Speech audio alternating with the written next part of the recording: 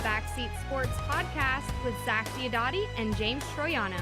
Email us at backseatsports@gmail.com or hit us on Twitter at BackseatZach or at BackseatJ.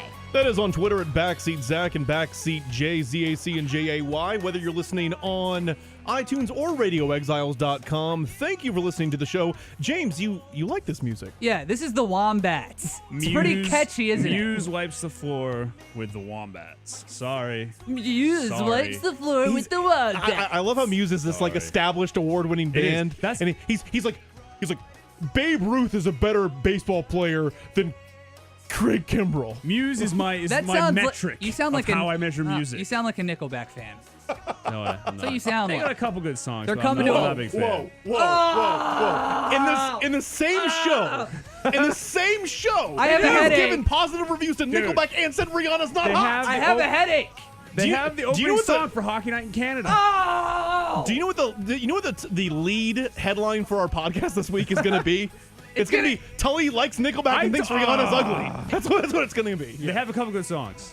All right. I don't own any of their albums. They're not on my phone. This is Hottie Hottie and Nottie. Actually, I have them on a couple of my It's Hottie Spotify. and Nottie. Who had a good week? Who had a bad week? Yeah. And Tully's definitely a Hottie. I guess- a Nottie this I guess time. I'm a He's a Nottie Nottie for every liking good week. But music. we can only we got to continue with the theme here. But our first Hottie, look, Rihanna's we not were a Hottie. we were a little late getting to this one, but apparently JP Aronsabia from the Toronto Blue Jays does a great impression of Tim Kirkjian from ESPN.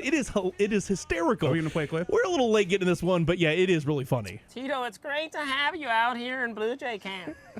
What? Give me something on Jose Bautista. How's he look this spring? You know, there's something about him. I talked to an American League scout this year, and he told me that he watched Jose Bautista, and it is coming off his bat like never before. Does he have a chance to duplicate last year? Well, I talked to two executives in the National League that saw him last year, and they really believe that his leg kick is going to be able to stay through the entire season. He's got big ears and helps him stay back on those balls from all the American League East. I can't do anymore. I can't. Yeah, you know, that's hysterical. That is fantastic. And if every athlete had that much personality, there'd be a lot more to broadcast after the game was over. But that is good for JP. That's really, really funny. Our first Nottie is the Cleveland Cavs. In a game last week, they were trailing the Pistons at the end of the third quarter by 50. By 50 at the end of the third. They lost by a lot. At least they don't have a winning percentage of 1.13. No, 0.113. Like the Bobcats. If I was the GM of the Cleveland Cavaliers, this would be my 4-year plan, and it would say 1, 2, 3, 4, and it would say get NBA players, get NBA players, get NBA players, and get NBA players. Is that the message to the fans in the offseason? Do you think that LeBron saw that deficit that night and was like, folks miss me? Hey. No, Hey. I don't know. Maybe. Hey. I would hope that he. Hey. What? Do you think that's the Achilles for the Cavs? It's the Cavaliers, not the Cavs. Listen, it's a play on That word. was- Cavs. yeah, well, you shot and you missed, just I like did the not shoot. Rihanna That was opinion and the good. Nickelback opinion. Oh my God. All right, well, You're that's not good at this.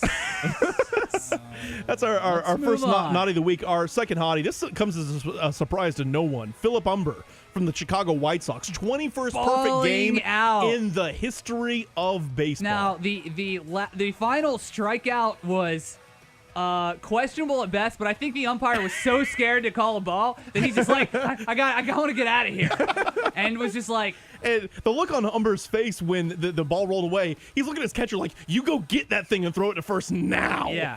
Like, you're about to ruin my perfect game.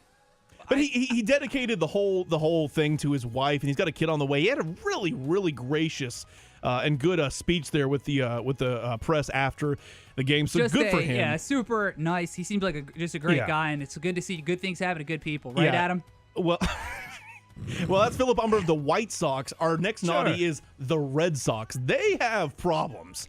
And they had as we said earlier, they had their 100th birthday at Fenway Park spoiled by the Yankees. Now, then the next day on Saturday, Tully, I don't know if you caught wind of this. They were up 9-0 in the 7th inning and lost 15-9 against the Yankees. I'll tell you, the highlight of the weekend for the Red Sox was the rain out tonight, so they couldn't get blown out again by the Yankees. Saved themselves some embarrassment. No, but seriously.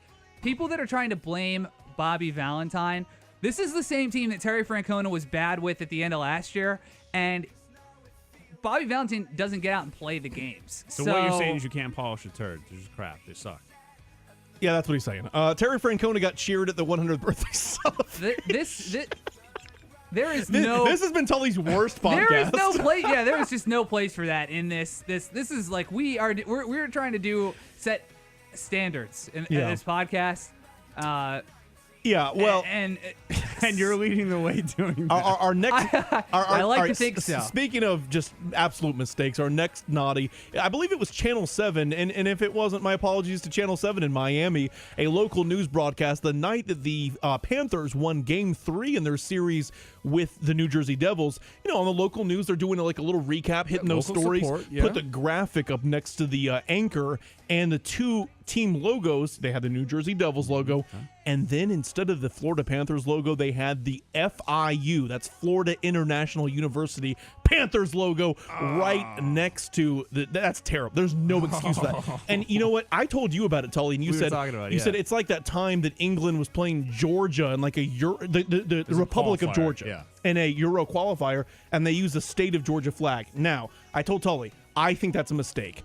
There are like dozens of 20-year-olds working at ESPN doing that kind of stuff. There's no excuse this time because FIU and the Florida Panthers are both in Miami, and you've got to know what your area logos look like. Yeah. Terrible. Absolutely no excuse. Our last hottie of the week is U.S. Soccer. They rolled out some new uniforms this week. They are sexy. They're not as sexy as Rihanna. No. But they're hot nonetheless. That's hard to do. This show, we have a special affinity for just jerseys. Like they just like it is unhealthy. If you go to my Twitter feed, the only images I upload are like pictures of new uniforms. It's a problem. Like nothing gets me going more than like these jerseys are nice. Like that's the first thing, honestly, when I turn on a sports broadcast, like if a team is wearing like a good jersey or like a new jersey, a throwback or an alternate, I'm like, damn. You evaluate it. Yeah. I probably like even if it's a bad game, I probably watch it for a couple more minutes just to look at the jersey for a little You while. watch Oregon football for the uniforms. Yeah, I don't know if that's healthy. I might need to go see somebody. But yeah. Again, whether you listen on iTunes or RadioExiles.com, thanks for listening to the Backseat Sports Podcast. We will, after the NFL draft, see you next week.